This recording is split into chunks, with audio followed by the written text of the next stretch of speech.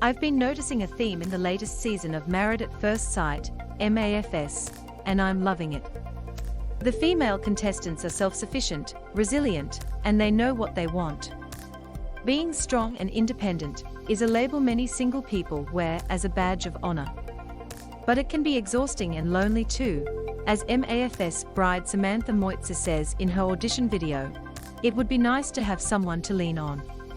So, how do you balance your independence when it comes to dating and relationships? The strong and independent armor. Before going on MAFS, Samantha Moitzi said it would be nice to have someone to lean on. Is all the best match? 9. When you peel back the layers of someone who is branded strong and independent, there can be a past traumatic event sitting at the center of this armor, explains Sydney-based psychologist Elizabeth Neal. People extract themselves from intimate relationships because they fear being rejected because of pain they've experienced in the past, Ms. Neal says. That process of self-protection ends up being counterproductive because deep down there's a desire to have a relationship. By instinct we attach ourselves to people who we feel safe with. But if you have been hurt in the past, it can impact the way you bond with people, relationship therapist Nicole Matheson says. Be a part of the ABC Everyday community by joining our Facebook group. When our attachment system gets turned off, it's called avoidant attachment, Ms. Matheson says. That's where we go, you know what? I'm better off without you, and put up an armor because it's been painful in the past. But intimacy and connection shouldn't be compromised for freedom. Keeping a good amount of space within a relationship is part of what makes it work in the long run, Ms. Matheson says.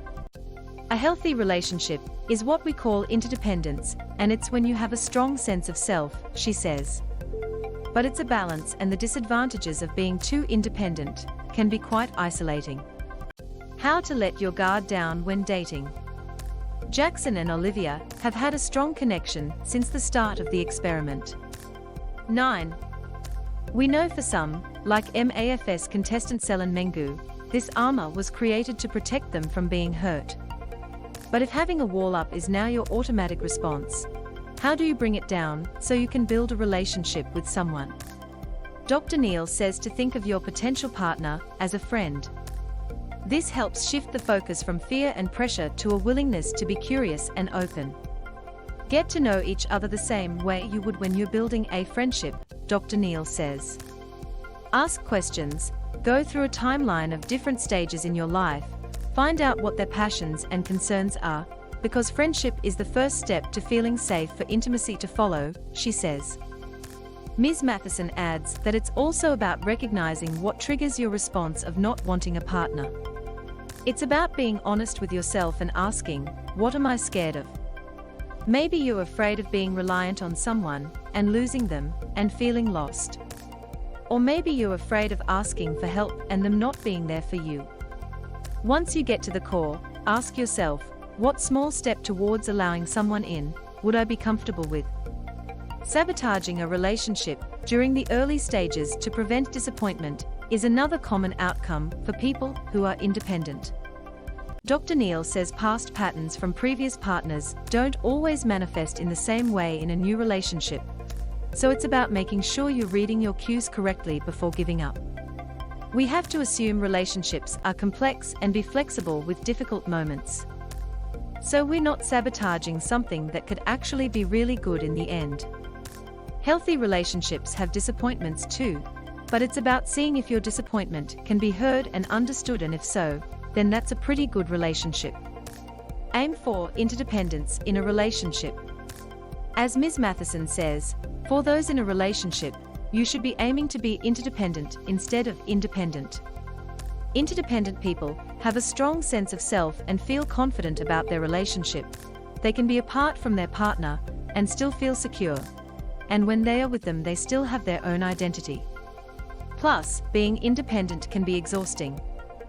The truth is we depend on people in one way or another to function in this world, and sometimes an extra pair of hands can be a big help.